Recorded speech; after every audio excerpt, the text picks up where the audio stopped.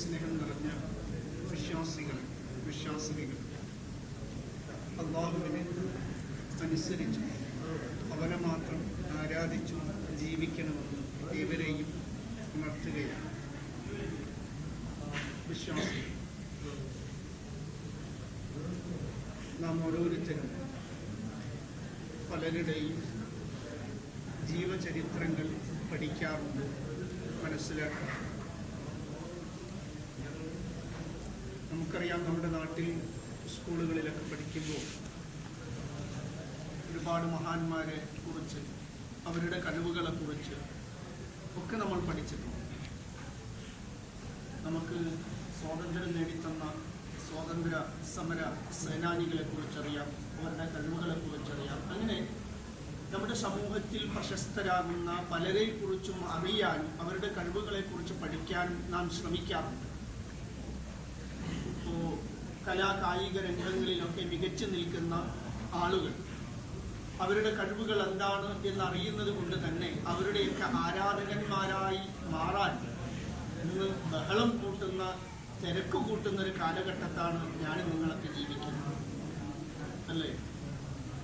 അങ്ങനെ ഈ ലോകത്ത്, നമ്മളുടെ ഈ ലോകത്ത് പ്രശസ്തരായിട്ടുള്ള പല ആളുകളെ കുറിച്ച് ചോദിച്ചാലും നമുക്കിന്ന് പറയാൻ കഴിയും.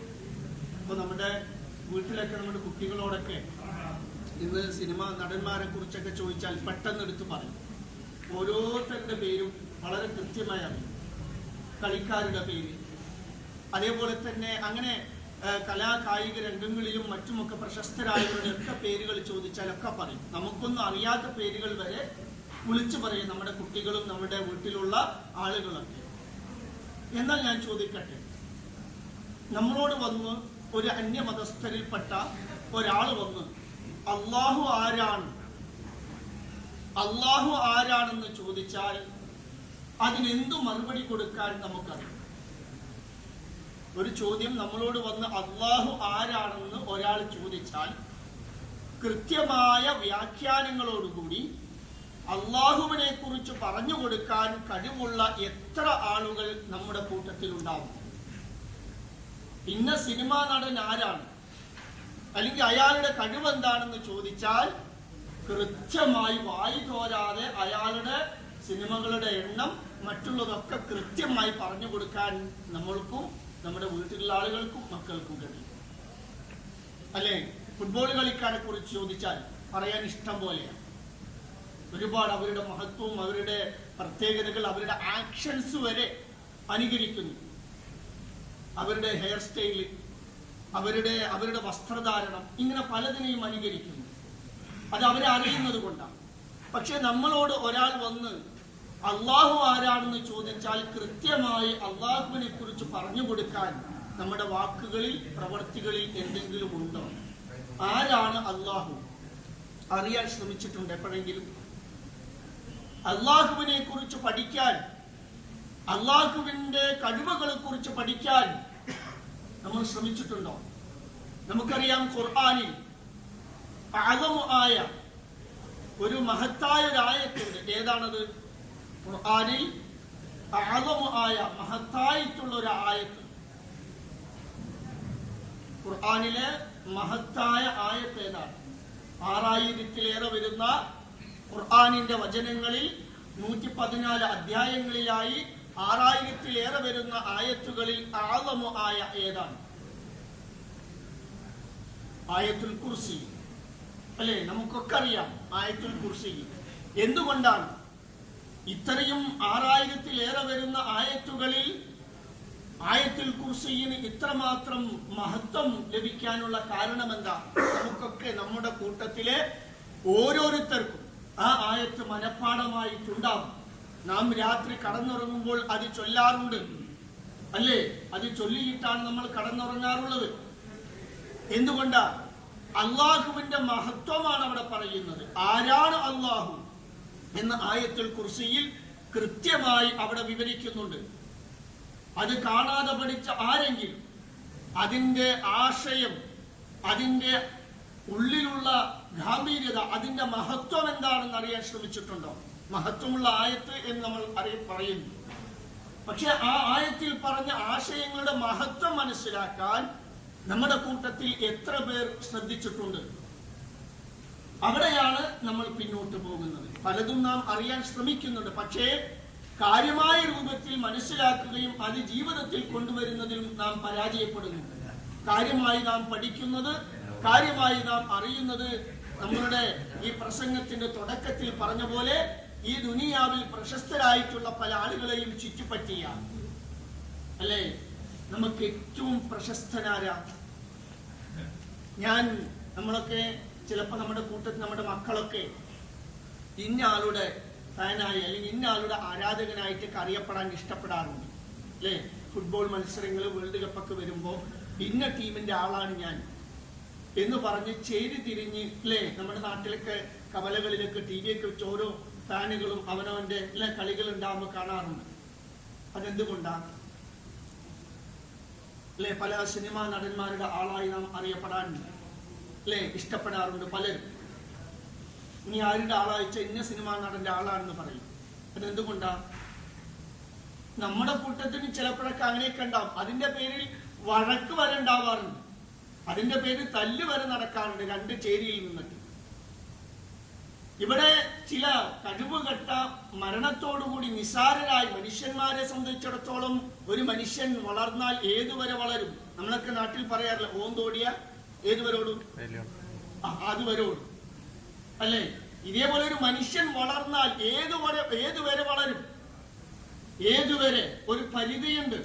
ഈ മനുഷ്യന്മാരുടെ ആളായി അറിയാൻ ഇഷ്ടപ്പെടുന്നു. എന്നാൽ അല്ലാഹു ആയത്തുൽ കുർസിയിൽ പറഞ്ഞില്ലേ, പരിധിയും പരിമിതികളില്ലാത്ത, ഉറങ്ങാത്ത മയങ്ങാത്ത, സദാസമയവും മനുഷ്യന്മാരുടെ എല്ലാ ആവശ്യങ്ങളും കണ്ടറിഞ്ഞു നൽകുന്ന മഹാനായിട്ടുള്ള റബ്ബിന്റെ ആരാധകന്മാരായി അറിയാൻ നാം ഇഷ്ടപ്പെടുന്നില്ല. അതുകൊണ്ടാണ് സുബഹിക്ക് ഇങ്ങനെ വന്നിട്ട് സൊഫ് നോക്കിയാൽ നമുക്കറിയാം. സുബഹിക്ക് വന്നിട്ട് എത്ര സൊഫിന്റെ നീളം നോക്കിയാൽ അറിയാം അള്ളാഹുവിന്റെ ആരാധകന്മാരാണോ നാം, അതല്ല മറ്റു പലതുമാണോ എന്ന്. നമ്മുടെ ഇവിടുത്തെ ഏതെങ്കിലും ഓഡിറ്റോറിയത്തിലോ മറ്റുമൊക്കെ ഒരു പ്രശസ്തനായിട്ടുള്ള ഒരു സിനിമാ നടൻ വരുന്നുണ്ടെന്നറിഞ്ഞാൽ എന്തായിരിക്കും അവിടെ ഉണ്ടാവുന്ന തിരക്ക്? നിങ്ങളൊന്ന് പറയും, അല്ലെ? ഒരു സിനിമാ നടനോ നടിയോ ഒക്കെ വരുന്നുണ്ട്, പല കായിക രംഗങ്ങളിൽ മികച്ചു നിൽക്കുന്ന കോമഡി ആർട്ടിസ്റ്റുകളൊക്കെ വരുന്നുണ്ടെന്നറിഞ്ഞാൽ അവിടെ അവര് വരുന്നതിന്റെ മണിക്കൂറുകൾക്ക് മുമ്പ് തന്നെ ഹൗസ്ഫുള്ളായിരിക്കും, അല്ലേ?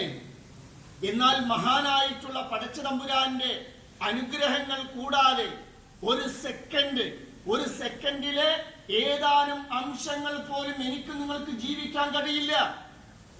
ആ അള്ളാഹുവിന്റെ റഹ്മത്ത് കൊണ്ട് മാത്രമേ ഓരോ സെക്കൻഡിലെ ഓരോ അംശങ്ങളും എനിക്കും നിങ്ങൾക്കും ജീവിക്കാൻ കഴിയുകയുള്ളൂ. പക്ഷേ ആ റബ്ബിന്റെ ആരാധകന്മാരാവാൻ നാം ഇഷ്ടപ്പെടുന്നില്ല. അതുകൊണ്ടാണ് ആരാധനാ കർമ്മങ്ങളിൽ നിന്ന് നമ്മളിങ്ങനെ പിൻവലിയുന്ന സ്വഭാവം.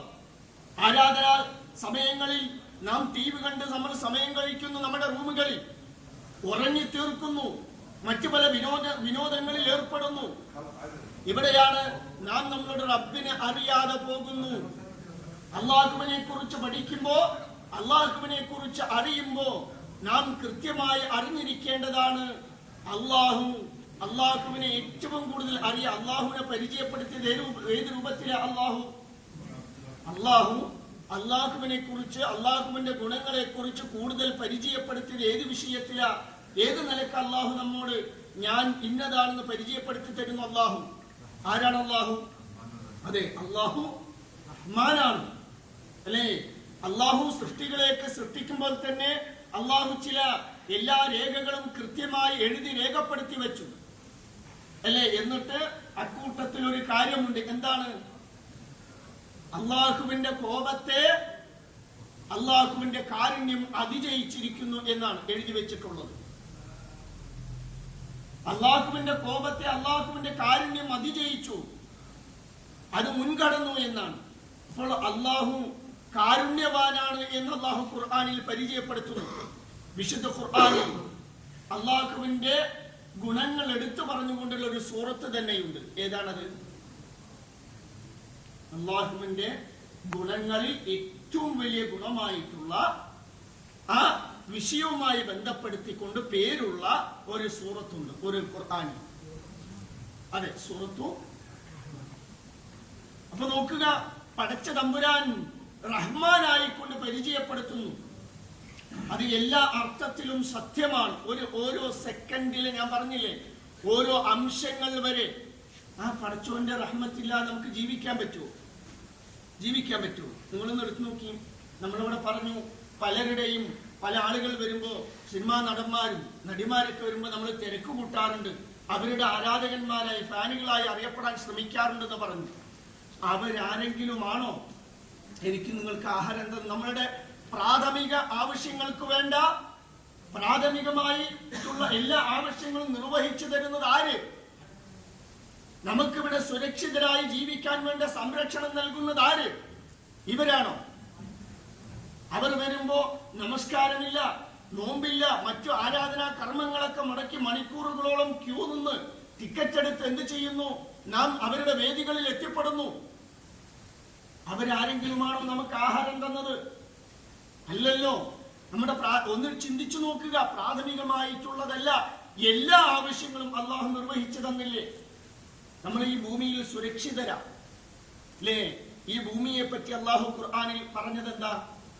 ഈ ഭൂമിയെ പറ്റി, നമ്മൾ ജീവിക്കുന്ന ഭൂമിയെ പറ്റി ഖുർആനിൽ പലതും അല്ലെ പല രൂപത്തിൽ പറഞ്ഞിട്ടുണ്ട്. അക്കൂട്ടത്തിൽ പറഞ്ഞ ഒന്നാണിത്, ഭൂമിയെ നിങ്ങൾക്ക് ഒരു തൊട്ടിലാക്കി തന്നു എന്ന്.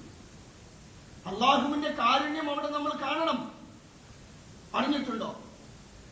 തൊട്ടിയുടെ പ്രത്യേകത എന്താ? ഒരു കുട്ടിക്ക് തൊട്ടി എങ്ങനെയായിരിക്കും? നമ്മൾ കുഞ്ഞു കുട്ടികളെ എവിടെയാ കടത്താറുള്ളത്? ചെറിയ കുട്ടികളെ എവിടെ കടത്താറുള്ളത്? തൊട്ടിയിലാണ് കടത്താറുള്ളത് അല്ലേ? ആ കുഞ്ഞിന് തൊട്ടി ഒരു ആശ്വാസമാണ്. നമുക്കറിയാം, നമ്മുടെ ഉമ്മാരോടൊക്കെ ചോദിച്ചു നോക്കിയാൽ അറിയാം, കുട്ടികളെ 2 വർഷത്തോളം ഇങ്ങനെ തൊട്ടിയിൽ കടന്നിങ്ങനെ വളരും. പിന്നെ തൊട്ടിയിൽ മാറ്റി കടത്താന്നുള്ളൊരു പ്രയാസമാണ്. ആ കുട്ടി തൊട്ടിയിൽ കടക്കാൻ ഇഷ്ടപ്പെടും. നിങ്ങൾ ചോദിച്ചു നോക്കിയാൽ മതി, നിങ്ങൾക്കും അറിയും ആ സംഭവം. അപ്പോൾ ആ കുട്ടിക്ക് ഒരു സംരക്ഷണമാണ്, ഒരു ആശ്വാസമാണ് തൊട്ടി.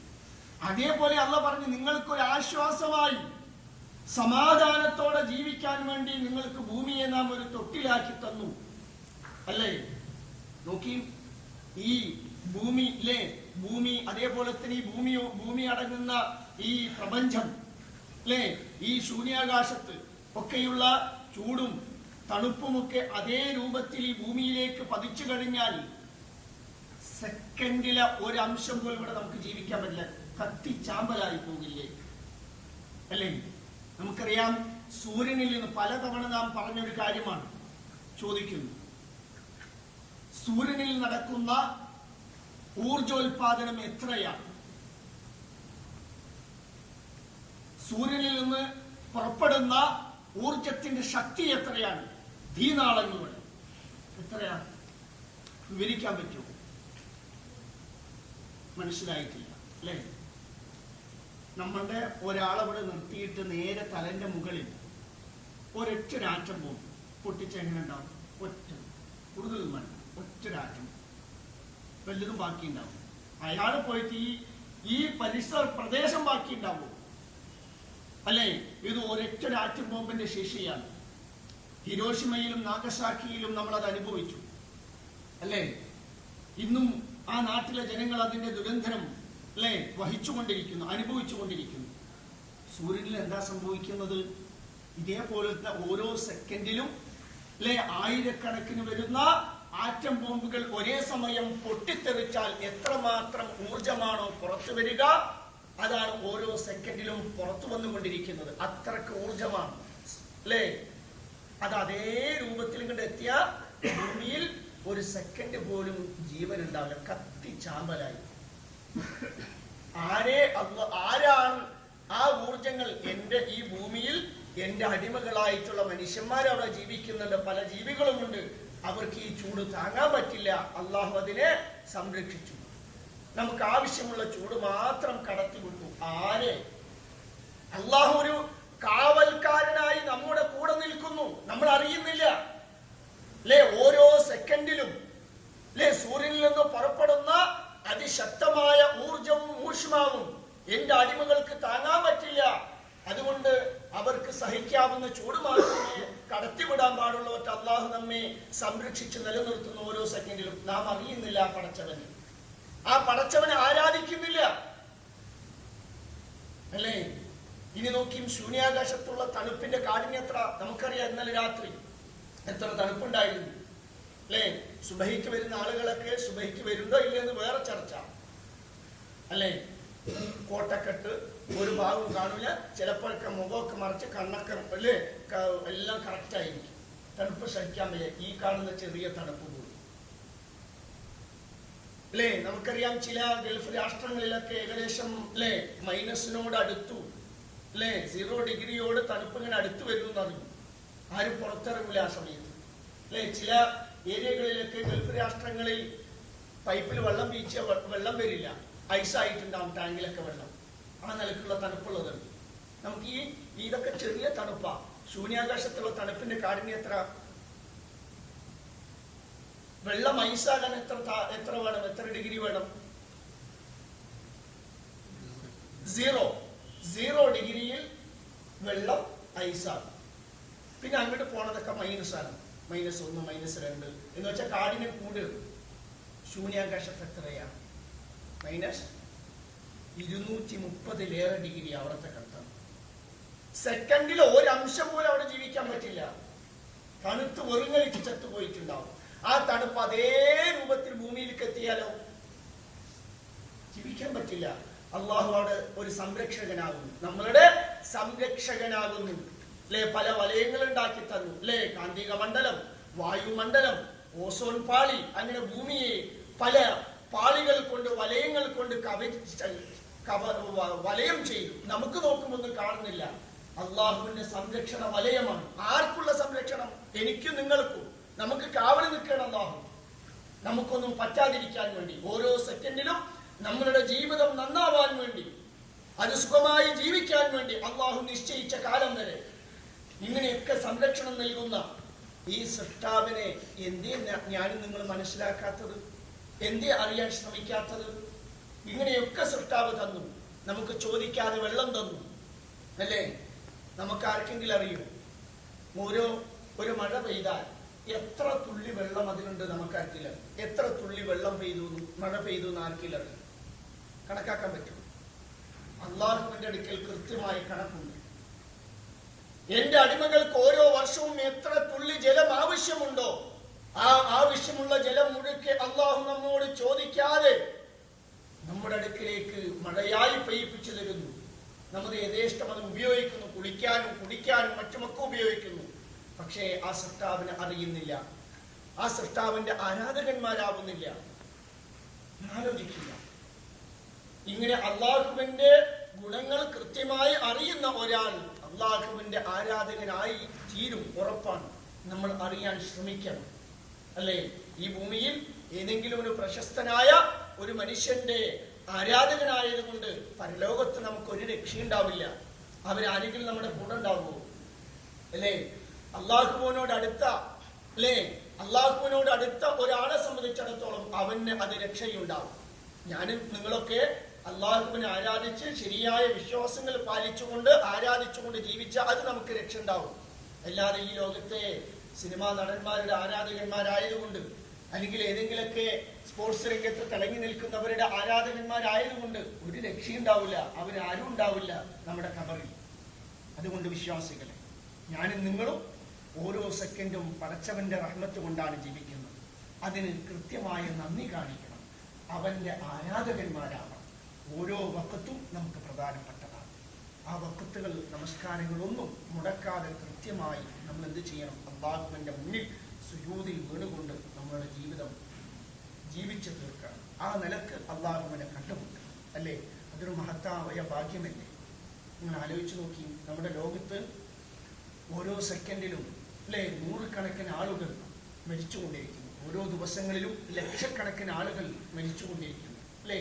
നാളെ മരിക്കേണ്ടവരുടെ, ലക്ഷക്കണക്കിന് മരിക്കേണ്ടവരുടെ ലിസ്റ്റിൽ ഞാനും നിങ്ങളും ചിലപ്പോൾ ഉണ്ടാവാം. നാളെ ഞാനും നിങ്ങളും ഇവിടുന്ന് പോകേണ്ടവരാണ് അല്ലേ? നമുക്ക് പക്ഷേ ഏത് നിലക്കായിരിക്കണം ഞാൻ എൻ്റെ റബ്ബിലേക്ക് പോകേണ്ടത്? അതൊരു ചിന്ത വേണ്ടേ? അല്ലേ? TV കണ്ടുകൊണ്ടിരിക്കുന്നവനായിക്കൊണ്ടാണ് നമ്മുടെ റൂഹ് പിടിച്ചു പോകുന്നതെങ്കിലോ, അല്ലെങ്കിൽ മറ്റു പല ജോലി തിരക്കുകളിൽ മുഴുകിയിട്ട് അങ്ങനെ പല പല നിലക്കും മരിക്കാറുണ്ട്. ബാത്റൂമിൽ പോയി കാല് വഴുതി വീണ് മരിക്കാറുണ്ട്, അല്ലേ? അതേപോലെ റോട്ടിൽ കൂടെ നടന്നു പോകുമ്പോൾ വണ്ടി ഇടിച്ച് മരിക്കുന്നവരുണ്ട്. അങ്ങനെ പലതുമുണ്ട്. എന്നാൽ നമുക്കൊരാഗ്രഹം, അല്ലേ? നമ്മൾ അള്ളാഹുവിനോട് ഏറ്റവും ആരാധനാ കർമ്മങ്ങളിൽ അള്ളാഹുവിനോട് അടുത്ത് നിൽക്കുന്ന സന്ദർഭം, അള്ളാഹുവിന്റെ ആരാധനയിൽ ഏർപ്പെടുന്ന സന്ദർഭത്തിൽ, നമസ്കാരത്തിൽ അള്ളാഹുവിനോട് ഏറ്റവും അടുത്ത് നിൽക്കുന്ന ഒരു സന്ദർഭം ഏതാണ്? അല്ലേ? അപ്പൊ നമുക്കൊരാഗ്രഹം വേണ്ടേ? അള്ളാഹുവിന്റെ മുന്നിൽ സുജൂദ് ചെയ്ത് അള്ളാഹുവുമായി രഹസ്യ സംഭാഷണത്തിൽ ഏർപ്പെട്ടുകൊണ്ടിരിക്കെ മലക്കുൽ മൗത്ത് വന്ന് നമ്മുടെ റൂഹിനെ പിടിച്ചു പോകുമ്പോൾ അതൊരാശ്വാസമല്ലേ? എന്റെ റബ്ബിനോട് ഞാൻ സംസാരിക്കുന്നു, അപ്പോഴാണ് ഞാൻ മരിച്ചത്, അല്ലേ? പടച്ച റബ്ബ് എന്നെ നോക്കിക്കൊണ്ടിരിക്കുന്നു, എന്നെ നിരീക്ഷിക്കുന്ന എന്റെ ആരാധന എങ്ങനെയുണ്ട്, അത് നന്നായതാണ്, അതിൽ നിഷ്കളങ്കതയുണ്ടോ എന്ന് പരിശോധിക്കുന്ന സന്ദർഭത്തിൽ നമ്മുടെ റൂഹിനെ പിടിച്ചു പോകുമ്പോൾ അതൊരു നല്ല മരണമാണ്, നല്ല മരണത്തിന്റെ ഒരു അടയാളം. ഖുർആൻ, അള്ളാഹിന്റെ പള്ളിയിലിരുന്ന് ഖുർആൻ ഓതും, അള്ളാഹുവിന്റെ ഗ്രന്ഥം പഠിച്ചുകൊണ്ടിരിക്കുന്നു. അപ്പോൾ നമ്മുടെ റൂഹിനെ പിടിച്ചു പോകുമ്പോൾ ആശ്വാസമാണ്, റബ്ബിന്റെ കലാം ഓതിക്കൊണ്ടിരിക്കുക, അല്ലെ? റൂമിൽ വെറുതെ ഇരുന്നപ്പോ ദിക്റ് ചൊല്ലാൻ തോന്നി, നമ്മൾ ദിക്റുകൾ ചൊല്ലിക്കൊണ്ടിരുന്നു. അല്ലെങ്കിൽ നബിയുടെ പേരിൽ സ്വലാത്ത് ചൊല്ലാൻ തോന്നി, അങ്ങനെ ചൊല്ലിക്കൊണ്ടിരിക്കുക. റൂഹ് വന്ന് പിടിച്ചു പോകുമ്പോൾ അതൊരാശ്വാസമല്ലേ? പക്ഷെ നമ്മൾ ചിന്തിക്കുന്നില്ല. നമ്മൾ പലപ്പോഴും നമ്മുടെ ഒഴിവ് സമയങ്ങൾ പലതിലും മുഴുകുന്നു. ചിലപ്പോൾ ഈ ജുമയിൽ, അല്ലേ, ജുമ കഴിഞ്ഞ് ഇറങ്ങി പോകുമ്പോൾ റൂഹ് പിടിക്കുന്നു, നമുക്കൊരാശ്വാസമുണ്ട്. ജുമ കഴിഞ്ഞു, അതിന്റെ ഒരു അള്ളാഹിന്റെ ദീന് കേട്ടു പോകുമ്പോഴാണ് ഞാൻ മരിച്ചത് എന്നൊരാശ്വാസം. അങ്ങനെ നമ്മുടെ മരണം നല്ല മരണമാക്കി മാറ്റാൻ സദാസമയം, അല്ലേ? അള്ളാഹ് ഖുർആനിൽ എന്താ പറഞ്ഞത്? ഒന്ന് കഴിഞ്ഞാൽ ഒന്നിൽ മുഴുകിക്കൊണ്ട് സദാസമയവും അള്ളാഹുവിന്റെ ആരാധനയിൽ മുഴുകി ജീവിക്കുക. ആ നിലക്ക് മരിച്ചു പോകാൻ അള്ളാഹു നമുക്ക് എല്ലാവർക്കും തൗഫീഖ് നൽകുന്നതാണ്. വിശ്വാസികളെ, നമ്മൾ ഹംസ റളിയല്ലാഹു അൻഹുവിന്റെ കഥ പൂർത്തിയായിട്ടില്ല. നമുക്കറിയാം ഏതുവരെ പറഞ്ഞു ഓർമ്മയുണ്ടോ? ഹംസ റളിയല്ലാഹുവിന്റെ കഥ പറഞ്ഞത് ഏതുവരെയാണ്? ആർക്കും ഓർമ്മ? ഹംസ റളിയല്ലാഹു അൻഹു രക്തസാക്ഷി ആയതുവരെയല്ല പറഞ്ഞത്, അല്ലേ? വഹശി, അല്ലേ, എന്ത് ചെയ്തു? ഹിന്ദിന്റെ നിർദ്ദേശപ്രകാരം ചതിയിൽ ഉഹദ് രണാങ്കണത്തിൽ എന്ത് ചെയ്തു? ചാട്ടുളി എറിഞ്ഞുകൊണ്ട് വധിക്കുകയുണ്ടായി. ഉഹദ് യുദ്ധം അവസാനിച്ചു, മുസ്ലിങ്ങൾക്ക് പരാജയമുണ്ടായി, ശത്രുക്കൾ തോറ്റോടി, അല്ലേ? നമുക്കറിയാം നബി സല്ലല്ലാഹു അലൈഹി വസല്ലമ, അല്ലേ, സഹാബികളും ഏതാനും വരുന്ന സഹാബികളും മാരകമായ പരിക്കുകളോടുകൂടി യുദ്ധക്കളത്തിൽ അള്ളാഹുവിന്റെ മാർഗത്തിൽ രക്തസാക്ഷികളായിട്ടുള്ള ആളുകൾ അങ്ങനെ തെരഞ്ഞുകൊണ്ടിരിക്കുകയാണ്. അവരെ ജനാസ സംസ്കരണത്തിൽ മറമാടാനുള്ള, കബറടക്കം ചെയ്യാനുള്ള ഈ തിരക്കിലിങ്ങനെ എല്ലാവരെയും തെരയുമ്പോഴാണ് നബി സല്ലല്ലാഹു അലൈഹി വസല്ലമ ആ നെട്ടി വിറച്ചുകൊണ്ടുള്ള ആ കാഴ്ച കാണും. നബിയുടെ ഏറ്റവും പ്രിയപ്പെട്ട കുടുംബക്കാരനും കൂടി ആയിട്ടുള്ള ഹംസ റളിയല്ലാഹു അൻഹുയുടെ ജനാസ എന്ത് ചെയ്തിരിക്കുന്നു? പ്രകൃതമാക്കപ്പെട്ട് അംഗച്ഛേദം വരുത്തപ്പെട്ട നിലയിൽ ഉഹദ് രണാങ്കണത്തിൽ ഇങ്ങനെ കിടക്കുന്നു. നബി കണ്ണ് ചിമ്മി പല്ലിറുക്കിക്കൊണ്ടാണ് ആ കാഴ്ച കണ്ടത്. എന്തായിരുന്നു ഹംസ റളിയല്ലാഹു അൻഹുവിന് സംഭവിച്ചത്? ഉഹദ് രണാങ്കണം, അല്ലേ? മുസ്ലിങ്ങൾ എല്ലാവരും ആ രംഗങ്ങളൊക്കെ നിങ്ങൾക്കറിയാലോ. പേടിച്ച് പലരും പല ഭാഗത്തിൽ പോയി. നബിയെ സംരക്ഷിക്കാൻ വേണ്ടി ചിലർ മാത്രം നബിയുടെ കൂടെ നിന്നു. ഈ സന്ദർഭത്തിൽ യുദ്ധം അവസാനിച്ചിട്ടും ഹംസ റളിയല്ലാഹു അൻഹുവിനോടുള്ള ദേഷ്യം ശത്രുക്കൾക്ക് തീരാതെ എന്ത് ചെയ്തു? ഹിന്ദ് വഹശിനെ വിളിച്ചു. വഹശിനോട് പറഞ്ഞു, ഹംസയുടെ പള്ളയും മാറും കുത്തിക്കീറാൻ പറഞ്ഞു. അങ്ങനെ വഹശി എന്ന അടിമ എന്ത് ചെയ്തു? ഹിന്ദിന്റെ നിർദ്ദേശപ്രകാരം എന്ത് ചെയ്തു? ഹംസ റളിയല്ലാഹു അൻഹുവിന്റെ വയറും നെഞ്ചും കുത്തിക്കീറി പിളർത്തിയിട്ടു. ആ കരളില്ലേ, അതിൻ്റെ പറിച്ചെടുക്കാൻ അരിഞ്ഞെടുത്ത് കരള് കൊടുത്തു. അങ്ങനെ ഹിന്ദ് ഹംസ റളിയല്ലാഹുവിന്റെ കരള് ചവച്ച് തുപ്പി ഹംസ റളിയല്ലാഹു. അങ്ങനെ ഓരോ അവയവങ്ങൾ മുറിച്ചെടുത്തു. ആ നിലക്കാണ് കിടക്കുന്നത്. ആർക്കാ കാണാൻ പറ്റിയ? നമ്മുടെ ഉപ്പയോ നമ്മുടെ ഉമ്മയോ അല്ലെങ്കിൽ നമ്മുടെ മക്കളാണ് ഒരു റോട്ടിൽ ഇതേപോലെ കിടക്കുന്നതെങ്കിൽ നിങ്ങൾ ഏത് നിലക്കായിരിക്കും ആ കാഴ്ച കാണുക? കാണാൻ പറ്റും. നബിക്കും അതാ സംഭവിച്ചത്. ഇസ്ലാമിന്റെ വളർച്ചയുടെ ഘട്ടത്തിൽ ഇസ്ലാമിനും നബി സല്ലല്ലാഹു അലൈഹി വസല്ലമക്കും താങ്ങും തണലുമായിരുന്ന പ്രിയപ്പെട്ട അല്ലാഹുവിന്റെ സിംഹമാണ് കിടക്കുന്നത്. മാറി പിളർത്തപ്പെട്ടു, അല്ലേ? ചോരയൊലിച്ച് ശരീരത്തിന്റെ ഉള്ളിലുള്ള അവയവങ്ങളെ കരിഞ്ഞെടുത്ത് നുറുക്കിക്കളഞ്ഞു. കാണാൻ വയ്യ. നബി സല്ലല്ലാഹു അലൈഹി വസല്ലമ അന്ന് കോപിച്ചതുപോലെ റസൂൽ സല്ലല്ലാഹു അലൈഹി വസല്ലം പിന്നൊരിക്കലും കോപിച്ചിട്ടില്ല. അത്രക്ക് ദേഷ്യമായി, അത്രക്ക് കോപിഷ്ഠനായിരുന്നു റസൂൽ സല്ലല്ലാഹു അലൈഹി വസല്ലം. എന്താ പറഞ്ഞതെന്ന് അല്ലേ? ഹംസ റളിയല്ലാഹുവിന്റെ കുടുംബക്കാർക്ക് ഇത് വേദനിക്കില്ലായിരുന്നു. എന്റെ ശേഷം എന്റെ തലമുറക്കാർ ഒരു കീഴ്വഴക്കമാക്കി എടുക്കില്ലായിരുന്നത് ഈ ജനാസ, ഈ മയ്യത്ത് ഞാൻ ഇവിടെ ഇട്ടിട്ട് പോകും, മറമാറി മൃഗങ്ങൾ ഭക്ഷിച്ചോട്ടെ, പറവകൾ കുത്തിയെടുത്ത് കൊണ്ടുപോയിക്കോട്ടെ, അങ്ങനെ ഇട്ടിട്ട് പോകുമായിരുന്നു. പക്ഷെ ഞാൻ അങ്ങനെ ഇട്ടിട്ട് പോകാത്തത് എന്തുകൊണ്ടാണ്? എന്റെ പിൽക്കാലക്കാർ ഇത് ചില പാവർത്തിക്കും എന്ന് പറഞ്ഞിട്ട് അതുകൊണ്ട് മാത്രമാണ് ഹംസ ഭഗവാന്റെ കുടുംബക്കാർക്ക് വേദനിക്കും. അല്ലെങ്കിൽ അവിടെ ഇട്ടിട്ട് പോയിട്ടാണ് റസൂൽ അത്രക്ക് വേദനിച്ചിരുന്നു. എന്നിട്ടൊരു ശപഥം ചെയ്തു, എന്നെങ്കിലും ഒരു കാലത്ത് ഖുറൈശികളെ കീഴടക്കുമ്പോൾ അവരിലെ 30 പേരെ ഞാൻ അംഗച്ഛേദം എന്ന് പറയേണ്ട താമസം അവിടെ ഉണ്ടായിരുന്ന സ്വഹാബികളും അതേപോലെ ഏറ്റു പറഞ്ഞു. പക്ഷെ അതൊരു തെറ്റായ ശബ്ദമായി. സൂറത്ത് നഹലിൽ അപ്പത്തന്നെ ആയത്തിറങ്ങി, പാടില്ല. നിങ്ങൾ മറ്റുള്ളവരെ ശിക്ഷിക്കുമ്പോൾ തുല്യമായ രൂപത്തിൽ ശിക്ഷിക്കുക. നിങ്ങൾ ക്ഷമിക്കുകയാണെങ്കിൽ അതാണ് നല്ലത്. റസൂലേ, താങ്കൾ ക്ഷമിക്കണം, അവർ ചെയ്തതുപോലെ നിങ്ങൾ ചെയ്യരുത് എന്ന് പറഞ്ഞുകൊണ്ട് ക്ഷമിക്കാൻ വേണ്ടി നിർദ്ദേശിച്ചുകൊണ്ട് ആയത്തിറക്കി. അതോടെ റസൂൽ അത് നിർത്തുകയും ചെയ്തു. അങ്ങനെ റസൂൽ കരീം സല്ലല്ലാഹു അലൈഹി വസല്ലമയും ഏതാനും വരുന്ന സഹാബികളും നെഞ്ച് നീറിക്കുന്നു. പ്രിയപ്പെട്ട ഒരുപാട് സഹാബികൾ, ഒന്നല്ല, ഹംസ മാത്രമല്ല, ഇസ്ലാമിന് താങ്ങും തറലുമായിരുന്ന കയ്യും മറ്റുമൊക്കെ മുറിക്കപ്പെട്ട നിലക്ക് എല്ലാം അങ്ങനെ ഇസ്ലാമിന് വേണ്ടി ഒരുപാട് സേവനങ്ങൾ ചെയ്ത ഒരു പറ്റം സഹാബികളെ ഉഹദ് രണാങ്കണത്തിൽ മറമാടിക്കൊണ്ടാണ് റസൂല് നെഞ്ച് നീറി പൊട്ടിക്കൊണ്ടാണ് തിരിച്ച് മദീനയിലേക്ക് വരുന്നത്. ഇൻഷാ അല്ലാഹ് ആ നെഞ്ചു നീറി വരുന്ന വഴിക്ക് നബിക്കൊരു ആശ്വാസം. അള്ളാന്റെയും മുസ്അബിന്റെയും ഒക്കെ ജനാസകൾ മറമാടി മുറുങ്ങലിച്ച മനസ്സിങ്ങനെ വേദനിച്ച് നീറി പൊട്ടിക്കൊണ്ടുവരുന്ന നബിയുടെ മനസ്സിന് ആശ്വാസം നൽകിയ വഴിയിൽ വെച്ചുണ്ടായ സംഭവം എന്താണ്? ഇൻഷാ അല്ലാഹ് അത് പറയുന്നത് കൊണ്ടുകൂടി അള്ളാന്റെ ചരിത്രം അവസാനിക്കുകയാണ്. അല്ലാഹു ഇൻഷാ അല്ലാഹ് അടുത്ത ആഴ്ച അതെല്ലാം നമുക്ക് മനസ്സിലാക്കാം. അല്ലാഹു അല്ലാഹുവേ, നിന്റെ ദീനനുസരിച്ചുകൊണ്ട് ജീവിക്കുന്ന, നിന്റെ ദീന് പാലിച്ചുകൊണ്ട് ജീവിക്കുന്ന, നിന്റെ കാരുണ്യം ലഭിക്കുന്ന സ്വാലിഹീങ്ങളും മുഖ്ലിസീങ്ങളുമായിട്ടുള്ള നിന്റെ ഇഷ്ടദാസന്മാരുടെ കൂട്ടത്തിൽ അല്ലാഹുവേ ഞങ്ങളെ എല്ലാവരെയും ഉൾപ്പെടുത്തി. അല്ലാഹുവേ, ഞങ്ങളെ നിന്റെ ആരാധകന്മാരുടെ കൂട്ടത്തിൽ ഉൾപ്പെടുത്തുകയാണ്.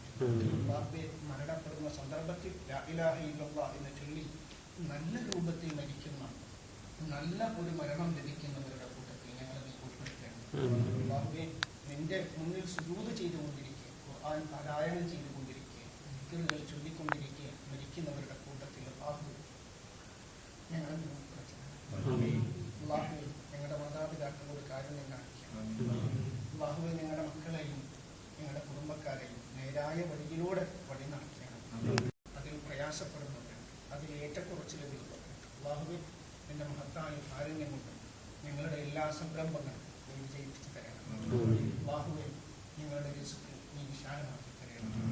അല്ലാഹുവേ, അതാത് ദിവസത്തെ അന്നവും റിസ്ക്കും ഞങ്ങൾക്ക് ഞങ്ങളുടെ കുടുംബത്തിന് മുടങ്ങാതെ മരണം വരെ ഞങ്ങൾക്ക് ലഭിക്കുകയാണ്. അല്ലാഹുവേ, ഞങ്ങളുടെ കൂട്ടത്തിൽ കടങ്ങൾ കൊണ്ട് പ്രയാസപ്പെടുന്ന, സാമ്പത്തികമായി പ്രയാസപ്പെടുന്ന എല്ലാവർക്കും നിന്റെ റഹ്മത്തും നിന്റെ സഹായവും അവർക്ക് ഇറക്കി കൊടുക്കുകയാണ്. اللهم اعز الاسلام والمسلمين واذل الشرك والمشركين ربنا اتنا في الدنيا حسنه وفي الاخره حسنه وقنا عذاب النار وصلى الله على نبينا محمد وسلام على المرسلين والحمد لله رب العالمين. പിന്നെ 2 കാര്യങ്ങൾ. ഒന്ന്, നമ്മൾ എല്ലാ ചൊവ്വാഴ്ചയും നമ്മുടെ ഇവിടുത്തെ പള്ളിയിൽ, നമ്മുടെ ഈ ജസീറയിൽ